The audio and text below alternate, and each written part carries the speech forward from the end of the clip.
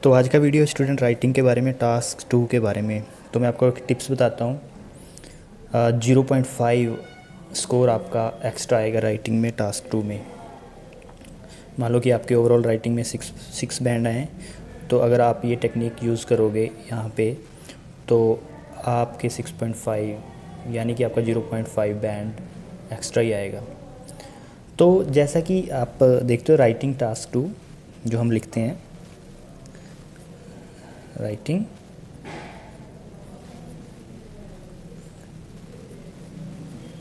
Task 2 की मैं बात कर लेता हूँ।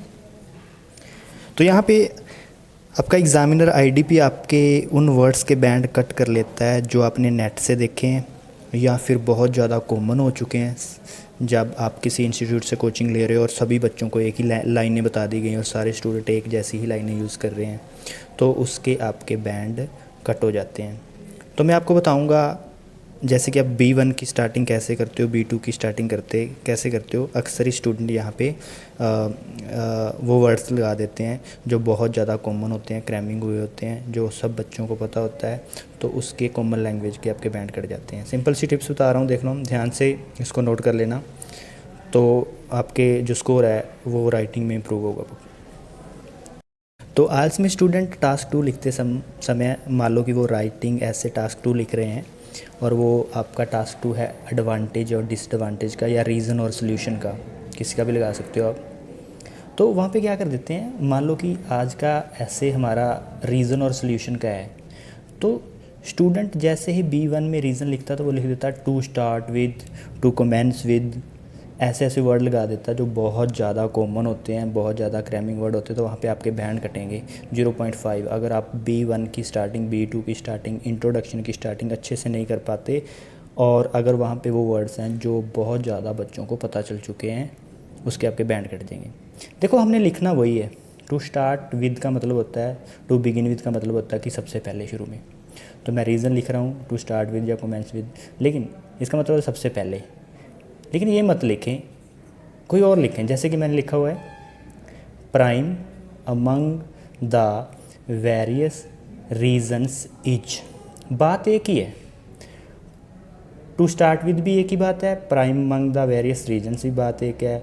लेकिन अब लैंग्वेज टेस्ट है, यहाँ पे आपके बैंड कट जाएंगे और यहाँ पे प्लस हो जाएंगे। बात एक ही है कि आपके बैंड कट जाएंगे अगर सारी दुनिया को एक ही वर्ड पता चला हुआ है और बहुत ज़्यादा कॉमन हो चुका है, उससे अलग आप क्या लिखते हो। तो यहाँ पे प्राइम होता है पहला, अमंग के बीच, वेरियस बहुत सारे, रीजन्स तो बहुत सारे रीजन में से पहला ये है कि रीजन्स के साथ इज यूज़ होगा, क्योंकि मैं जो इज यूज़ कर रहा हूँ वो रीज़न के साथ नहीं यूज़ कर रहा, वो प्राइम के साथ यूज़ कर रहा हूँ। कुछ स्टूडेंट को लगता है यहाँ आर आएगा, आर नहीं आएगा, यहाँ इज आएगा, क्योंकि मैं इज प्राइम के साथ लगा रहा हूँ, रीजन्स के साथ नहीं। Prime among the various reasons is जो भी आपका पहला रीज़न है। ये मत लिखें to start with, commence with, to begin with, इसके आपके कॉमन लैंग्वेज के बैंड करते रहेंगे। तो अब जैसे B2 शुरू करते हैं स्टूडेंट, रीज़न लिख लिए, तो B2 में हमने लिखने हैं मान लो कि सोल्यूशन। तो student on the other hand या फिर और the first solution is that ऐसे शुरू करता है। तो आप सोल्यूशन पैराग्राफ को शुरू करें एट बेस्ट। एट बेस्ट का मतलब होता है सबसे पहले, सबसे अच्छा जो सबसे पहले क्या किया जा सकता है। ईडियम्स एंड फ्रेजेस है, बैंड आपके प्लस होंगे यहाँ पे। तो मेरे कहने का मतलब है कि आप to begin with, commence with, one hand, on the other hand ऐसे वर्ड बिल्कुल यूज़ मत करें। अब आल्स में हमने बात वही कहनी है बट दूसरे वे में, जैसे कि टू बिगिन विद हमने लगा दिया, नहीं लगाना ऐसे आप। तो यहाँ पे prime among the various reason is, इतने रीजन में से पहला ये है कि। तो एक और ऐसे के बारे में आपको बताता हूँ मैं। इसी तरह मान लो आप एडवांटेज और डिसएडवांटेज ऐसे लिख रहे हो, एडवांटेज एंड डिसएडवांटेज कैसे लिख रहे हो आप। तो जैसे स्टूडेंट इंट्रोडक्शन लिखता है और B1 में आता है तो वो लिख देता है the first advantage is to begin with, to commence with.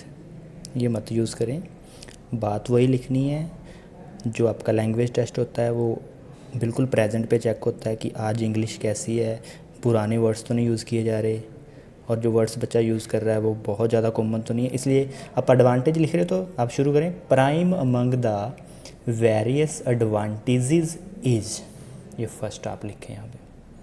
फिर मैं बता दूँ, एडवांटेजेस का मतलब ये नहीं कि यहाँ पे आर आएगा, यहाँ पे इज़ ही आएगा, क्योंकि मैं इज़ प्राइम के साथ लगा रहा हूँ, ना कि एडवांटेज। इसका मतलब होगा इतने बहुत सारों में से पहला रीज़न ये है कि ये लिखें, आपके बैंड माइनस नहीं होंगे, कभी प्लस ही होंगे। और अगर आप लिखते हो टू बिगिन विद कमेंशन तो काफ़ी हद तक आपके बैंड डिक्रीज होएंगे। और इसी तरह आप B1 लिख के B2 पे जा रहे हो तो on the other hand use कर लेते हैं कई स्टूडेंट। यहाँ पे आप यूज़ करें conversely, the main word is that. Conversely होता है इसके विपरीत, ऑन द अदर हैंड का दूसरा वर्ड है ये। इसके विपरीत जो पहली चिंता की बात है, जो मेन वरी है, वो ये है। तो बहुत से ऐसे हैं जैसे, तो मैं सभी के बारे में वीडियो बनाता रहूँगा अप टू डेट। आपको बिल्कुल कोई भी बैंड नहीं आपका राइटिंग में कटेगा टास्क 2 में। तो आप चैनल को सब्सक्राइब कर सकते हो। तो अगर आपको सभी ऐसे जो होते हैं उसकी स्टार्टिंग लाइन B1 B2 की चाहिए, ये तो आप अगर आप ये लाइनें यूज़ करते हो तो आपके ये 6.5 और 7 बैंड कट नहीं होंगे बीच में, जैसे आप अच्छा लिखोगे। तो यहाँ पे B1 B2 के स्टार्टिंग में आपके बैंड नहीं कटेंगे, यहाँ से बैंड कट जाते हैं अगर कॉमन लैंग्वेज यूज़ करते हैं। इससे ज़्यादा भी अगर 8 बैंड स्टार्टिंग चाहिए, 9 बैंड आपको राइटिंग ऐसे स्टार्टिंग, आप कमेंट में मैसेज कर सकते हो, तो मैं नेक्स्ट वीडियो उसके ऊपर बना दूँगा। तो चैनल सब्सक्राइब कर लें, और नेक्स्ट टाइम पे अगर आप पहले एडवांटेज लिख रहे हो तो लिखें prime among the various advantages is, और जब माइन नुकसान लिख रहे हो तो आप कन्वर्सली लिखें the main worry is that. To commence with, to begin with, on the other hand, one hand मत यूज़ करें।